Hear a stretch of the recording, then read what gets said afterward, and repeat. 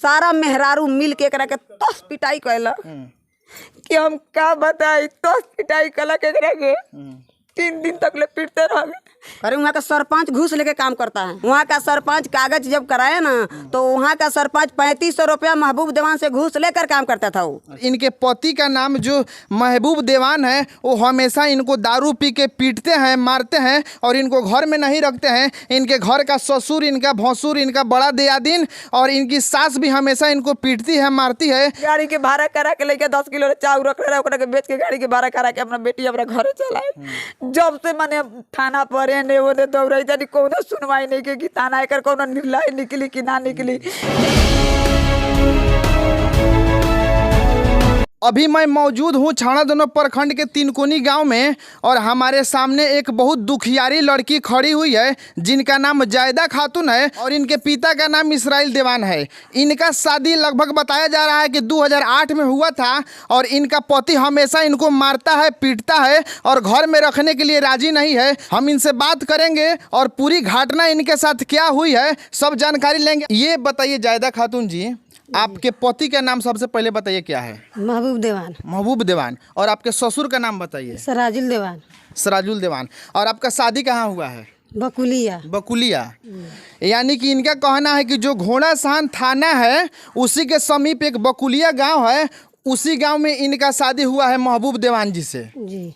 ये बताइए जब आप वहाँ जाते हैं तो आपके पति आपके साथ कैसा व्यवहार करते हैं? बियाह क के जेठका रहे तब से देह में ठीक रहे, छोटका भेल तब से हमरा के बियाह क के आयल बा, तब से मैं बहुत दासा करले, घर में ना चाहले रहे देवे के आ मार पीट के हमरा के घर में से सब निकाल दिल, सब बर्तन हाड़ी सब फेंक दिल आंगना में।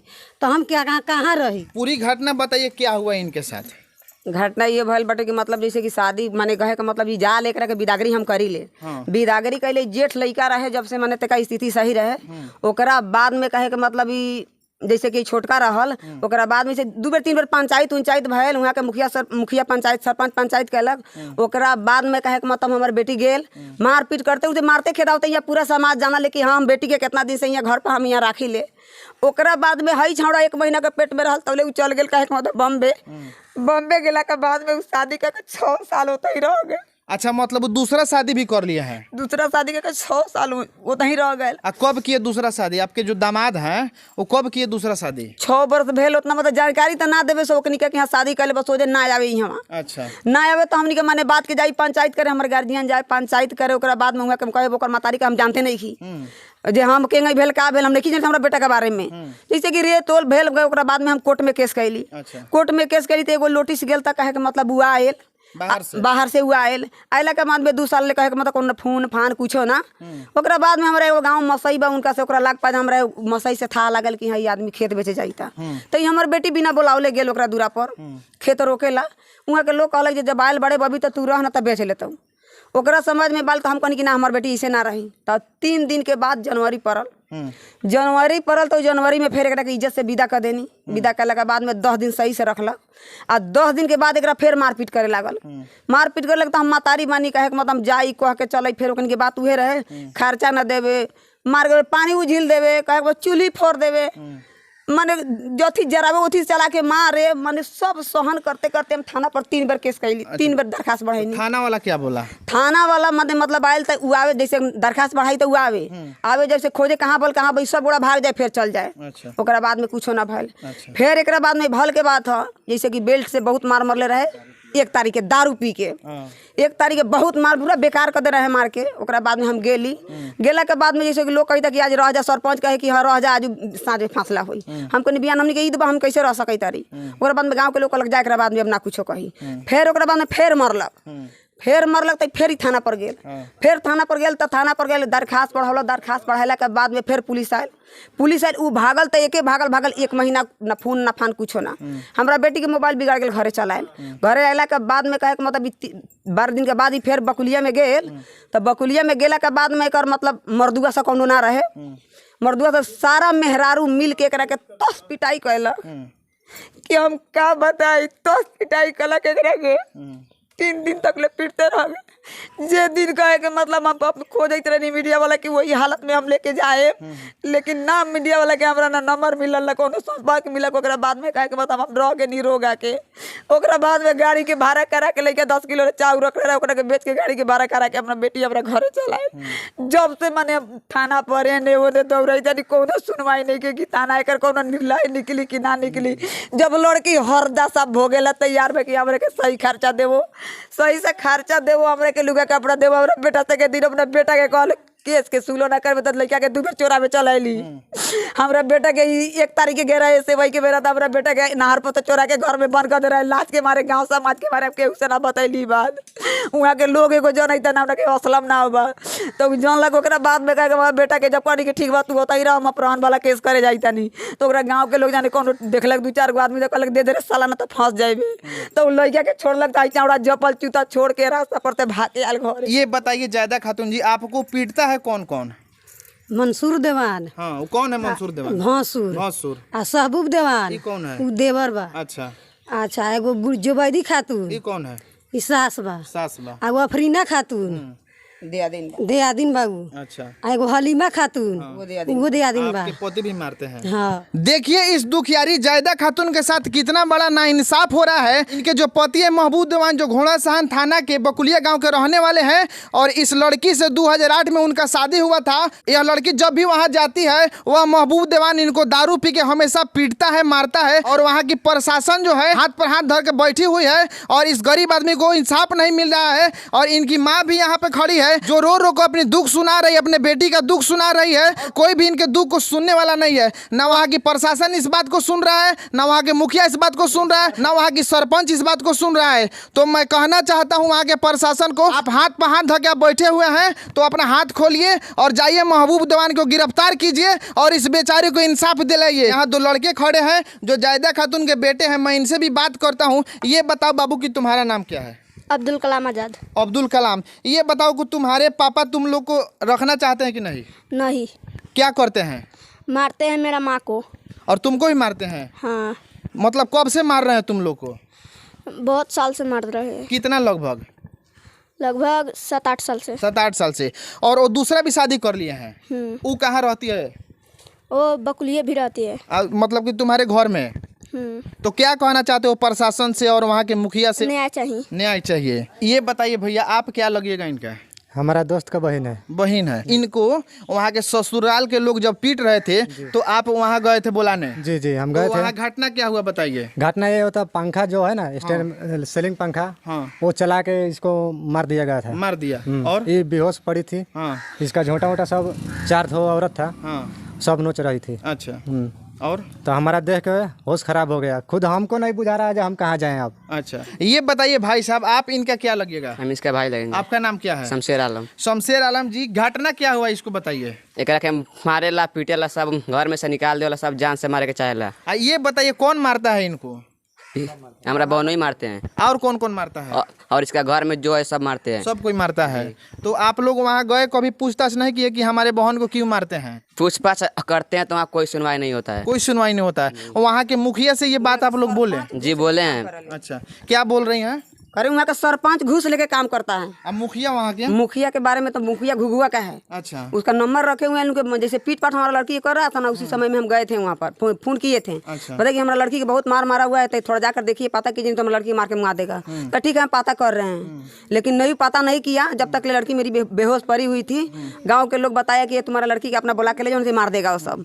तो गाड़ी के भाड़ा करा के मेरा लड़की की जैसे कि थोड़ा सा मैंने अलगे हटा के ये इनको भेजे मोटरसाइकिल से तो ये बुला कर ला दिए।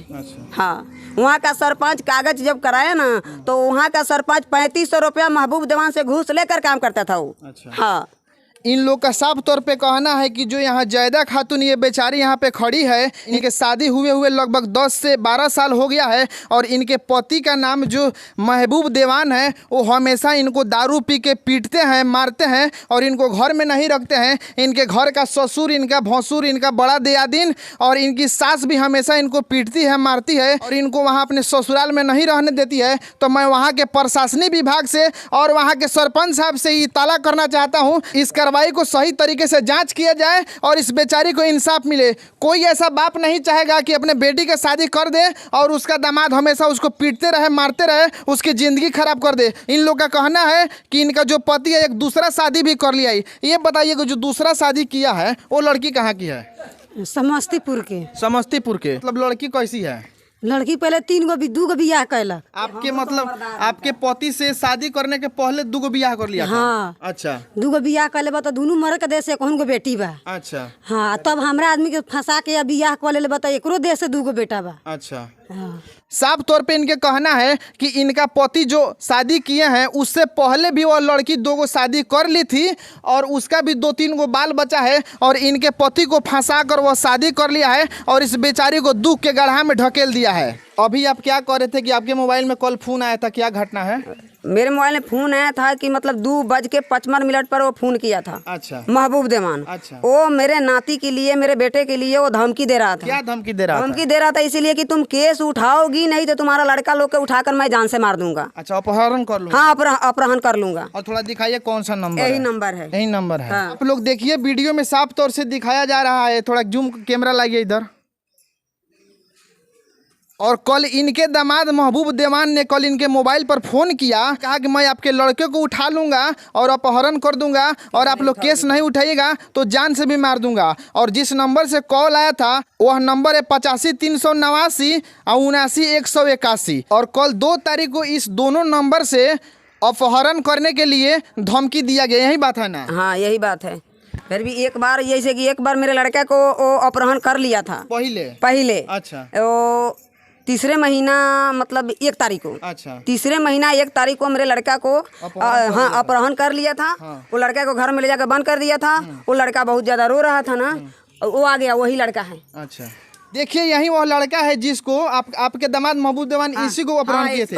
क्या हुआ था बाबू आपके साथ? हम गए रही, हमने मतलब हम बहन की सेवई हुई लेके मतलब ईद के दिन है तो हम गए रही तो नारे बता में घेर के एगो घर में बंद कर दे रहे। अच्छा। हाँ, तो हम कोनो मतलब आदमी एगो सीकर खोलक तो हम जाके एगो दुकान है अब्दुल भाई का नाम बा, ओकरे दुकान लग हम गए रही तो वो कहलक ओकरा के तो असलम नाम रहे उनका। अच्छा, असलम जी। हाँ। अच्छा, ये बताइए चाची, आपके बेटी के साथ इतना बड़ा मतलब कि घटना हुआ है तो आखिरी में आप लोग क्या कहना चाहते हैं? सरकार से, वहाँ के प्रशासन से, वहाँ के सरपंच से और वहाँ के मुखिया से आप लोग मतलब क्या कहना चाहते हैं? हम कहना चाहते हैं यही कि हमारा लड़की को न्याय मिले। अच्छा। हमारा लड़की ये खर्चा मिले। अच्छा। वो दोनों लड़के के तो हम पोस रहे हैं, हम रहने के लिए जगह तो नहीं देंगे ना। हाँ। उनको न्याय चाहिए। हमारा लड़की जो भी है जितना देगा उतना ही में खुश रह के वो रहना चाहती है तो वो रहेगी वहीं पर। अच्छा, ये बताइए आपके पति हमेशा आपको पीटते हैं, मारते हैं और फिर भी आप मतलब क्या चाहते हैं?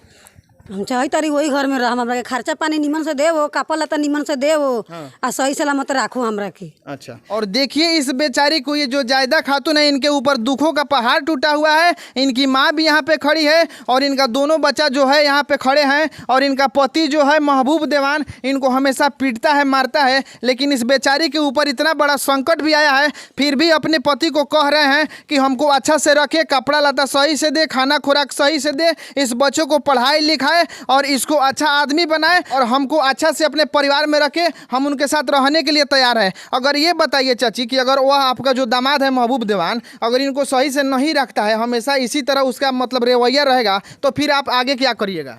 आगे हम क्या करें? आगे जैसे कि थाना प्रशासन में हम न्याय मांगेंगे। दूसरा हम क्या कर सकते हैं बताइए ना, हम क्या करें नहीं करें? हम तो जानी जात वाला बात है।